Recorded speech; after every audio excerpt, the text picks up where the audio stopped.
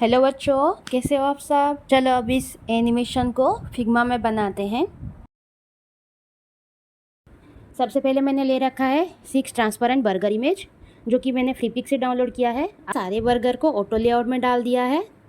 आप इसको direct select करके राइट क्लिक करके ऑटो लेआउट में डाल सकते हो, शिफ्ट ए को क्लिक करके ऑटो लेआउट में डाल सकते हो। उसके बाद मैंने एक सर्किल ले लिया है, उसी फ्रेम के अंदर डाल रही हूँ ताकि बर्गर का एक शैडो इफेक्ट जनरेट हो सके। और जैसे कि आप देख रहे हो, पहले से ही जब हम ऑटो लेआउट सिलेक्ट करते हैं, ये बाय डिफ़ॉल्ट हमें हॉरिजॉन्टली ले लेता है, तो हमें इसको वर्टिकली लेना है।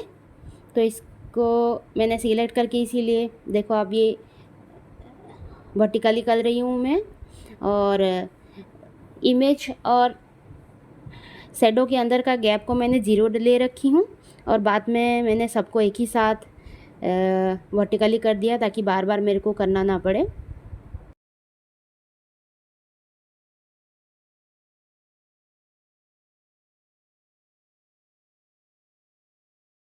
देखो ये वाला एक इमेज जो है वो बहुत छोटा है, जिसकी वजह से उसका इलिप्स देखो थोड़ा नीचे दिख रहा है। सारे फ्रेम को मैंने अलग अलग नाम दे दिया है, 1 2 3 4 5 6।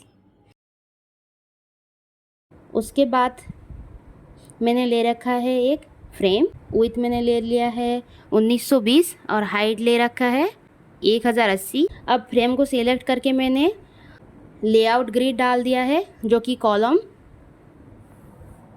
काउंट में मैंने डाला है 12। मार्जिन मैंने दे रखा है 150। मेरे पास पहले से ही थोड़ा सा बटन, टेक्स्ट और हेडिंग कुछ था, और जैसा भी आपको अच्छा लगे आप उस हिसाब से बना लो, उस हिसाब से डमी टेक्स्ट डाल दो। अब मैंने सारे को एक साथ ऑटो लेआउट में डाल दिया है। अब मैं पहला वाला बटन को फिर से कॉपी कर रही हूँ ताकि मेरे को एक और बटन बनाना है, मेरे को फिर से न्यू तरह से बनाना ना पड़े। इसीलिए आप क्या कर सकते हो, आप किसी भी चीज़ को डबल करना है तो आइदर आप कंट्रोल डी डाल सकते हो, प्रेस कर सकते हो, या फिर आप सीधे ही ऑप्शन बटन को डाल के बटन को पकड़ के खींच के नीचे डाल सकते हो, ताकि वो वाला एलिमेंट फिर से बन जाएगा। अब देखो मेरा हेडिंग जो टेक्स्ट है, बटन का टेक्स्ट है, वो बहुत ज़्यादा हाइट है, तो मैंने इसको सेट कर दिया। अब देखो टेक्स्ट को भी मैंने दोबारा से उसी तरह से ऑप्शन बटन को क्लिक करके उसको मैं ले गई, ताकि मैं उसका बर्गर का एक कोई डमी सा प्राइस डाल सकूं। अब बटन को कलर को मैंने थोड़ा सा चेंज कर दिया ताकि सब कुछ येलो येलो नहीं लगेगा। अब देखो पहले के 4 टेक्स्ट को मैंने ऑटो लेआउट पे डाला है, अब दूसरे को भी मैंने ऑटो लेआउट पे डाल के दोनों को मिला के एक और ऑटो लेआउट डाल दिया। अब पूरा फ्रेम को मैंने सिलेक्ट करके उसका नाम दे रखा है 1। ये कंट्रोल डी डाल रही हूँ। जैसे ही मैं कंट्रोल डी डाल देती हूँ, जैसे कि मैंने कहा था ये हॉरिजॉन्टली वर्क करता है, इसीलिए ये मेरे को क्या कर रहा है, फ्रेम के उधर जाके रख दे रहा है। तीनों को मैंने सिलेक्ट करके फिर से शिफ्ट ए डाल दिया ताकि एक ही फ्रेम में रह जाए। यहाँ पे मैं कंट्रोल डी करूँगी ताकि मेरा टेक्स्ट इधर उधर ना भाग सके। अब सबका जैसे कि अलग अलग बर्गर का अलग अलग टेक्स्ट मैं थोड़ा थोड़ा लिखूँगी, ताकि जब एनिमेशन होगा तो थोड़ा सा इफ़ेक्ट जनरेट हो सके। तो देखो ये टेक्स्ट को मैं चेंज कर रही हूँ। अब ये क्या हुआ, दोनों को ही टेक्स्ट को सिलेक्ट कर दिया। अब इसको मैं थोड़ा सा ठीक कर देती हूँ। अब सबका मैंने टेक्स्ट ऐसे ही चेंज कर दिया। अब अपने हिसाब से खुद से इसका टेक्स्ट चेंज कर लेना। अब मैंने इस फ्रेम का मैंने नाम दे रखा है मैंने इसको फ्रेम के अंदर डाल दिया है। अब देखो मैंने इसका हाइट फिक्स कर दिया। देखो अब जैसे ही मैंने इसका हाइट भी फिक्स कर दिया, फिर भी नीचे का कंटेंट देखो, कंटेंट दिख रहा है। क्योंकि क्लिप कंटेंट जो है वो एक्टिव नहीं है। अब जैसे मैंने इसको सिलेक्ट कर दिया, अब अपने हिसाब से मैंने थोड़ा सा हाइट फिक्स करके रख दिया। अब जैसे ही क्लिप कंटेंट को मैं एक्टिव कर देती हूँ, बाकी का टेक्स्ट हाइड हो गया। अब मैंने एक रेक्टेंगल को लेके राइट साइड में डाल दिया, अपने हिसाब से हाइट को ठीक रख के। ठीक है, अब देखो अब पूरा एनिमेशन जो है हम 3 कलर यूज़ करेंगे। उस 3 कलर को मैं एक एक करके पहले से बना देती हूँ, ताकि आप लोगों को डाउट ना हो और मैंने कहाँ से कौन सा कलर यूज़ किया है, फिर आपको बाद में दिक्कत ना हो। रेक्टेंगल है, इसको मैंने येलो कलर का डाल दिया है। ठीक है, अभी मेरे को क्या चाहिए, अभी मेरे को यहाँ पे थोड़ा सा आइकन चाहिए। इसके लिए मैंने क्या किया है, आइकनिफायर प्लगइन को खोल के यहाँ से मेरे को जो भी आइकन चाहिए मैं उठा दे रही हूँ। जैसे कि पहले मैंने उठा लिया क्या, बर्गर आइकन, जो कि मैं लोगों के लिए यूज़ करूँगी। फिर उसके बाद मैंने ले लिया क्या, बैक बटन एक ठो, जो कि एनिमेशन होते टाइम हमें दिखाएगा कि आगे पीछे हम किस बटन में हम एनिमेशन डाल रहे हैं। तो देख 512 का साइज का हो गया।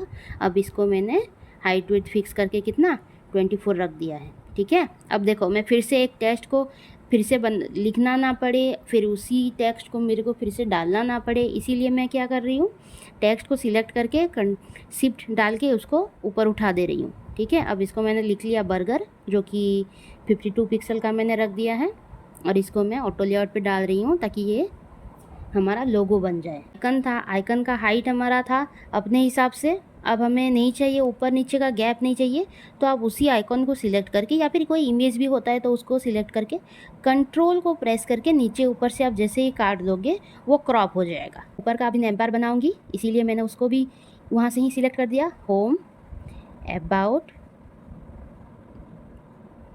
Burgers, blog. अब आपको जितना भी चाहिए, जो टेक्स्ट चाहिए आप अपने हिसाब से लिख दीजिए। अब मैंने इसका हाइट भी थोड़ा सा कम कर दिया क्योंकि ये बहुत ज़्यादा हो रहा था।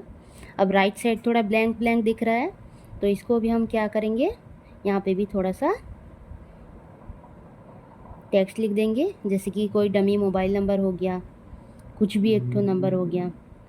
अब मैं यहाँ पे एक प्राइसिंग डाल रही हूँ और इसको मैं एक बटन की तरह बना रही हूँ। उसको ऑटो लेआउट पे डाल दिया।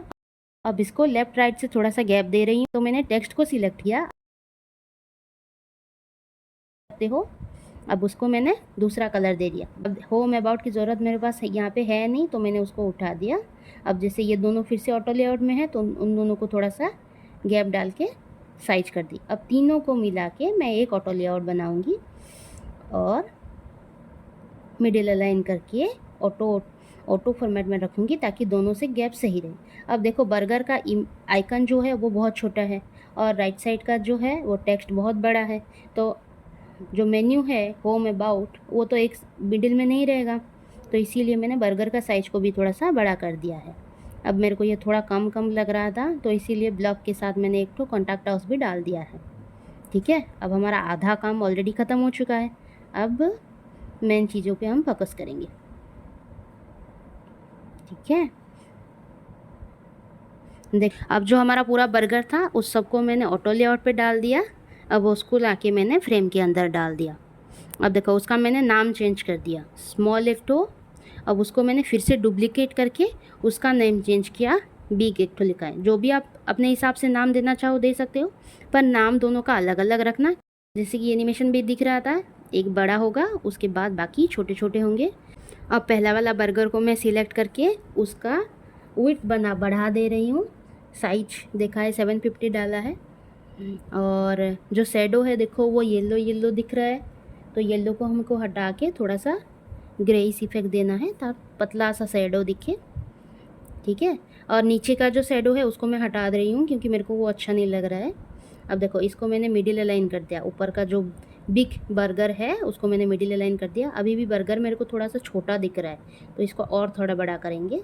अब मैं चाहती हूँ पहला वाला बर्गर जो कि बड़ा वाला है उसको छोड़ के बाकी जो हैं वो सब धुंधला और थोड़ा सा साइज बड़ा हो जाए और थोड़ा सा धुंधला दिखे, जैसे कि मतलब ओपेसिटी उसका कम करना चाहती हूँ ताकि मेरा फोकस उस पर ना जाके पहले वाले बर्गर पे पहले आए। ठीक है, तो जैसे देखो उसका जो है लेयर का जो इफ़ेक्ट है उसको मैंने कम करके 24 कर दिया है। अब नीचे देखो, नीचे का जो बर्गर है वो भी पहला वाला सिलेक्ट होगा, बाकी सब अनसिलेक्ट के दिखेंगे, तो इसीलिए मैंने बाकी सबका साइज़ थोड़ा सा छोटा कर दिया है। और ये थोड़ा बहुत ज़्यादा छोटा हो गया 50, तो इसको मैं 100 कर दी हूँ। ये भी नहीं हो रहा है तो इसको मैंने 180 पे डाल दिया। अब मेरे को अच्छा खासा ठीक लग रहा है। ठीक है, अब सबके बीच में 21 का मैंने गैप दे रखा है। अब ऊपर वाला बर्गर जो बिग वाला का था वो मेरे को थोड़ा बहुत ज़्यादा लाइट दिख रहा था, तो उसका ओपेसिटी को मैंने थोड़ा बढ़ा के 40 कर दिया है। अब देखो, अब एनिमेशन बटन के लिए हमें बैक बटन और नेक्स्ट बटन तो डालना पड़ेगा, जिसको हम क्लिक करेंगे तो आगे आगे का एनिमेशन चालू होगा। इसीलिए मैंने देखो जो आइकन मैं उठाई थी, अब मैं दो अलग अलग आइकन नहीं उठा रही हूँ, एक ही आइकन को दो नाम दे रही हूँ, एक प्रीवियस और एक नेक्स्ट। दूसरे वाले बटन को मैंने एंगल चेंज कर दिया है 180 डिग्री, ताकि वो रिफ्लेक्ट होके दिखेगा। मेरे को दो बटन उठाने की ज़रूरत नहीं है। अब दोनों बटन को मैंने ऑटो लेआउट पे डाल दिया है और दोनों को मैं थोड़ा सा सर्किल बना रही हूँ। दोनों को देखो हाइट और वेट 20-20 है, इसीलिए मैंने बॉर्डर रेडियस 20 दे रखा है।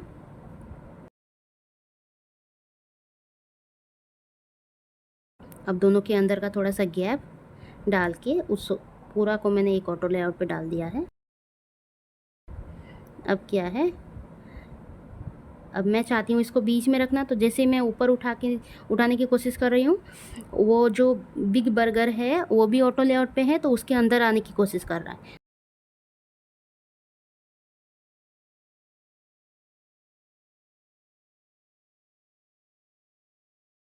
इस बर्गर के साथ अलाइन रखने की, ठीक है। अब जैसे हमारा एनिमेशन आप शुरू करेंगे, तो पहला वाला फ्रेम को मैंने रखा है क्या 1। अब देखो टेक्स्ट का जो है हमने नेमिंग चेंज नहीं किया था, ठीक है। तो टेक्स्ट जो है वो सबका मैंने नाम बदल दिया है सारे फ्रेम का, ताकि 1 2 3 4 5 6 ताकि सारे में अलग अलग टेक्स्ट आए, जो कि एनिमेशन प्रॉपरली उभर के आ सके। अब मैंने 1 वाला फ्रेम जो है उसको मैंने डुप्लीकेट कर दिया। अब ये क्या होगा 2 में क्या होगा, दूसरा वाला बर्गर आगे आएगा और पहला वाला बर्गर छुप जाएगा। तो पहले वाले को मैंने क्या कर रखा है, उसका हाइट विड्थ मैंने दे दिया 1 और उसका ओपेसिटी को मैंने क्या कर दिया 0, ताकि वो दिखेगा नहीं।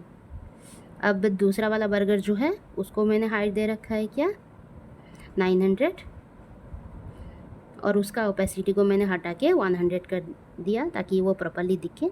अब देखो पहला वाला बर्गर और दूसरे वाले बर्गर में ना दूसरा वाला बर्गर थोड़ा सा छोटा दिख रहा है, क्यों पता है, इसका ना हाइट टू इट थोड़ा सा जो बर्गर इमेज का जो पैडिंग है वो थोड़ा सा बहुत ज़्यादा है, इसीलिए मैं अभी वो इमेज को इधर उधर नहीं करूँगी।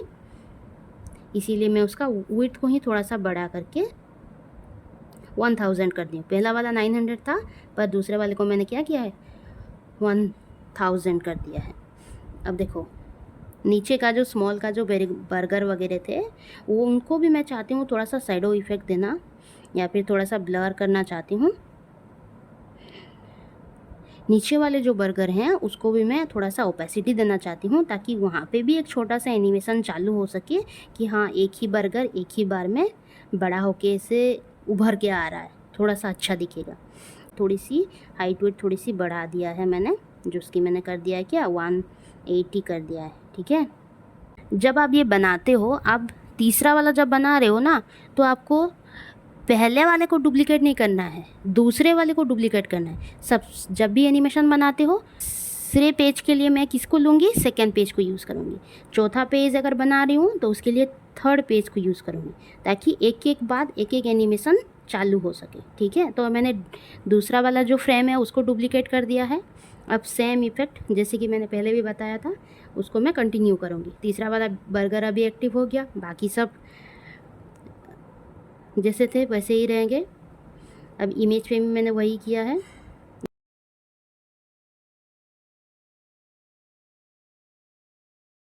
देखो इसका नाम भी मैंने चेंज कर दिया 3।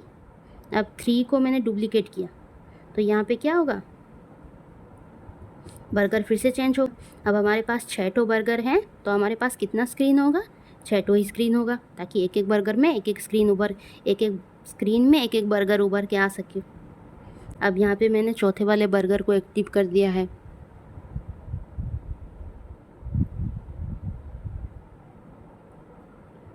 अब देखो मैंने एक चीज़ यहाँ पे छोड़ रखा है, गलती कर रखा है, क्या है, टेक्स्ट को मैंने चेंज नहीं किया था।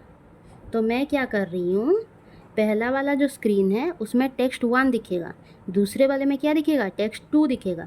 तो मैंने क्या किया, दूसरे वाले स्क्रीन में आके टेक्स्ट 1 को हाइड कर दिया, तीसरे वाले में आके टेक्स्ट 1 और टेक्स्ट 2 दोनों को हाइड कर दिया।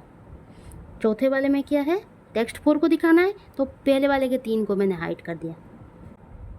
जो भी प्रोसेस है उसको आप सीधे एक साथ फॉलो करोगे। अब 5वें पे मैंने क्या किया है, 5th बर्गर को हाइट बढ़ा दिया है। 5th वाला बर्गर यहाँ पे नीचे भी एक्टिव हो जाएगा स्मॉल वाले एरिया में, और बाकी सब जैसे थे वैसे ही रह जाएंगे। साथ ही साथ आप मेरे साथ करते चलिए, और कमेंट सेक्शन में मेरे को बताना कि आपको ये कंप्लीट करने में कितना टाइम लगा था और क्या क्या इशू आए थे, ताकि दूसरे वाले नेक्स्ट वीडियो में मैं कोशिश करूँगी कि वो वाला इशू आपको वापस से ना आए और मैं थोड़ा सा इजीली उसको बना सकूँ। और अगर ये वाला पूरा एनिमेशन भी आपको चाहिए तो आप नीचे मेरे को कमेंट में डालना, फाइल का लिंक डिस्क्रिप्शन में डाल दूँगी, आपके कमेंट के नीचे भी डाल दूँगी, पूरा फाइल में फ्रीली अवेलेबल करा दूँगी, ठीक है।